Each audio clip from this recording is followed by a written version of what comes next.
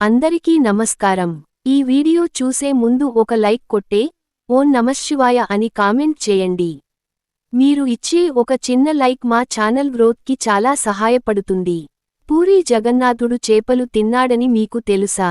అప్పుడే జరిగింది అద్భుతం. పూరీ క్షేత్రం మోక్షానికి ద్వారం అని శాస్త్రాలు చెబుతాయి. పూరీ జగన్నాథుడు అంటే కేవలం ఒక దేవాలయంలోని విగ్రహం కాదు. ఆయన అనంతమైన కరుణకు, సమానత్వానికి ప్రతీక. జగన్నాథుడు అంటే ప్రపంచానికి అధిపతి. కాని ఆయన ఆధిపత్యం భయం ద్వారా కాదు, ప్రేమ ద్వారా మాత్రమే. కులం, మతం, స్థితి అనే భేదాలన్నిటినీ కరిగించి తన భక్తుడిని హృదయానికి హత్తుకునే దేవుడు ఆయన. అపూర్ణంగా కనిపించే ఆయన విగ్రహమే ఈ సృష్టిలో సంపూర్ణత అనేది రూపంలో కాదు, భావంలో ఉందని బోధిస్తుంది. అందుకే జగన్నాథుడు భక్తుడి కన్నీటిలోనూ, ఆనందంలోనూ సమానంగా ప్రత్యక్షమవుతాడు. పూరీ జగన్నాథుడి లీలలు మనకు ఒక ముఖ్యమైన ఆధ్యాత్మిక సత్యాన్ని చెబుతాయి. దేవుడు దూరంలో ఉండే శక్తి కాదు, మనతో కలిసి నడిచే స్నేహితుడు. రథయాత్రలో ఆయన గర్భగుడిని విడిచి భక్తుల మధ్యకు రావడం, అహంకారాన్ని విడిచిపెట్టి వినయాన్ని నేర్పే మహా సందేశం. మన జీవితం ఎంత అస్తవ్యస్తంగా ఉన్నా, హృదయంతో పిలిస్తే జగన్నాథుడు తప్పకుండా స్పందిస్తాడు. ఆయన దర్శనం ఒక చూపు కాదు, అది మనలోని భయాన్ని కరిగించి, విశ్వాసాన్ని వెలిగించే అనుభూతి.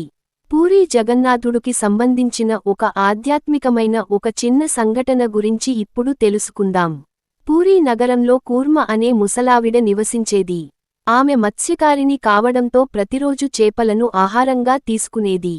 ఒకరోజు కూర్మ జగన్నాథుడి దర్శనానికి వెళ్ళినప్పుడు స్వామివారికి సమర్పించే ప్రసాదంలో తీపి పదార్థాలు మాత్రమే ఉండడం గమనించింది.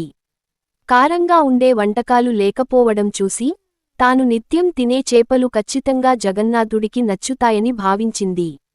భక్తితో ఒక చేపను అరిటాకులో చుట్టి ప్రసాదంగా సమర్పించేందుకు గుడికి తీసుకువెళ్ళింది. కాని గుడిద్వారం వద్ద ఉన్న కాపలాదారులకు చేప వాసన రావడంతో ఆమె చేతిలోని అరిటాకును కర్రతో కొట్టి కింద పడవేశారు. అయితే విచిత్రంగా ఆ అరిటాకు కింద పడగానే చేపకు బదులుగా పనసపండు కనిపించింది. ఈ అద్భుతాన్ని చూసి కూర్మతో పాటు కాపలాదారులు కూడా ఆశ్చర్యపోయారు. కాపలాదారులు క్షమాపణ చెప్పి ఆ పనసపండును జగన్నాథుడికి సమర్పించారు. తన పట్ల జగన్నాథుడు చూపిన ప్రేమకు కూర్మ ఎంతో సంతోషించింది. ఆ రోజు నుంచి ఆమె పూర్తిగా శాకాహారిగా మారి ప్రతిరోజూ జగన్నాథుడికి పనసపండ్లను ప్రసాదంగా సమర్పించేది.